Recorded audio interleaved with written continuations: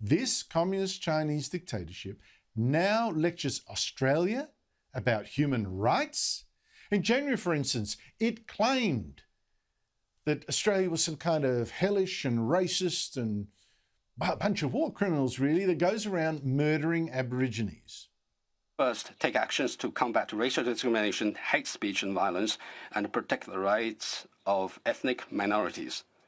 Second, protect the rights of migrants and close offshore detention centres for migrants. Third, thoroughly investigate the war crimes committed by the Australian military, overseas military operations, pursue the responsibilities of perpetrators, and prevent impunity and recurrence of similar crimes. Fourth, eliminate systematic discrimination against Aboriginals and combat violence against them. What an incredible and offensive lecture from a bunch of hypocrites and worse, a dictatorship that as we speak, has two Australians, including a journalist, locked up simply for criticising China, a country that, or a regime rather, that is so racist that it is trying to virtually wipe out Tibetan and Uyghur culture. And it's not just Australia that China is attacking this way. China did exactly the same at this month's summit with the United States, exploiting the Black Lives Matter riots and the growing contempt among some in the West for democracy. The voice you hear here is of an interpreter. There are many problems within the United States regarding human rights, and the challenges facing the United States in human rights are deep-seated. They did not just emerge over the past 4 years, such as Black Lives Matter. It did not come up only recently. Joining me is Michael Shoebridge, a former top defence and national security official, now with the Australian Strategic Policy Institute. Michael Shoebridge, thanks for your time. What is China trying to achieve here? Well, Zhao and the Ministry of Foreign Affairs and the Chinese Propaganda Department know that a day when other countries and other populations aren't talking about the atrocious mass-scale abuses that China is committing against its own citizens every day, a day when we're all talking about our own internal issues, is a great day for Beijing. That's because they're really starting to worry about the growing opposition to Beijing's actions and behaviour. When the EU puts sanctions on individual Chinese officials that are right in the middle of directing those atrocities in Xinjiang, that gets Beijing's attention because they all like their overseas bank accounts, holidays and real estate.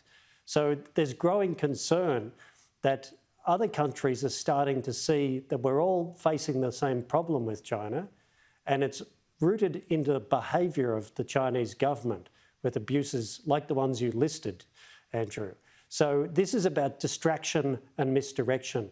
The whole line out of the Beijing Propaganda Department is, let's not talk about me, let's talk about you. And this can be about our past, our long, deep past, or internal debates that they want to stoke and get us all angry internally. But one of the most intriguing things about this is they're able to talk about our internal debates because we have political systems where we can have internal debates. We don't end up getting locked up with our organs harvested because we disagree with the government. But Michael, I fully hear what you're saying, but the point is that it is simply putting petrol on fires that have been lit already in our own countries by ourselves. And I'm just wondering what effect this propaganda will have. Well, I think we've seen this happen around US elections and internal debates. The gift of the Chinese Propaganda Department, and the Russians too, is that they have modelled how anger gets stoked in our societies, and they play to that. So we've got to get smarter and realise, well, actually, we're falling right into that trap of talking about ourselves when the bigger game here is the millions of people being abused by Chinese power. And I think the international community is starting to realise that. So the EU and US have restarted their China dialogue because of this, because China is a competitor and a systemic rival. And so the world is moving against China. Beijing knows it, so it wants to distract us and getting us furiously angry internally is the best way to do that. Well, it's a pretty simple trick once you realise what's happening. Yes, but how many people do realise or want to realise, particularly when China's really quoting, in some cases, our own words back at us? But can you just clear up a mystery here? How on earth did China, which is a dictatorship and it does have concentration camps, has got 1 million Muslim Uyghurs in them and a lot of dissidents and human rights activists, etc., how did such a country get onto the Human Rights Council of the United Nations? Well, I think a bunch of other countries really dropped the ball on the UN. The UN, you know, it's a really strange game of who votes for who and who doesn't vote for who. And unless you're deeply engaged in that, you get some of these perverse, absurd results. And China being on the UN's Human Rights Commission is probably one of the most perverse results. But, you know, I think the fact that the Chinese government's got an attack of Tourette's now, they're lashing out at everybody. So they've sanctioned individual members of the Dutch and Belgian and Lithuanian parliaments, 5 members of the European Parliament. It's even got to the point where they're trying to boycott the clothing company H&M because it won't use cotton made with forced labour in Xinjiang. So it's getting brand damage in China because it won't use cotton made with forced labour. Now, that is a jarring clangor in most of the rest of the world. Talk about drawing attention to the problem. Now, I want to just finally ask you about something that touches on two points you made tonight about how the rest of the world seems to realise the growing danger. We know from some American officials that if China was to attack Taiwan like it's threatening, that the US alone simply couldn't defeat it, let alone Australia. But overnight, the head of NATO, the European and American Defence Alliance, 30 countries, said China was behaving very badly by bullying Australia, and NATO should strengthen ties to countries like us and New Zealand and Japan. I mean, it does seem, like you said earlier, the world, or the free world, is coming together to meet a mutual threat. How important is this latest development?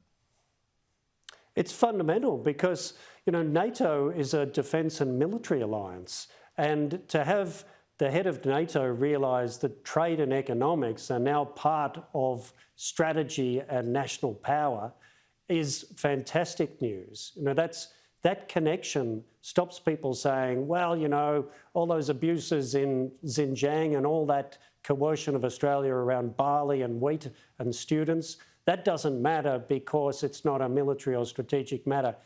These are entangled issues now. So worrying about each other's problems and stepping up, joining the dots around Chinese behaviour. I think a big part of this is the realisation that if this is how Xi and his security apparatus treat its own citizens, with organ harvesting, arbitrary arrest, concentration camps, how will they treat the rest of us as their power grows? And what's our role in not helping their power to grow? That's the big picture here. Michael Shoebridge, thanks for your time. Thanks, Andrew. But go back to my first point. I mean, China is exploiting the self-hatred of our own elites of the left. Their constant, exaggerated criticisms of our past and our present, you could hear almost every day on the ABC or in any university lecture room now. We are giving them the rope to hang us. And these culture wars are now a national security issue.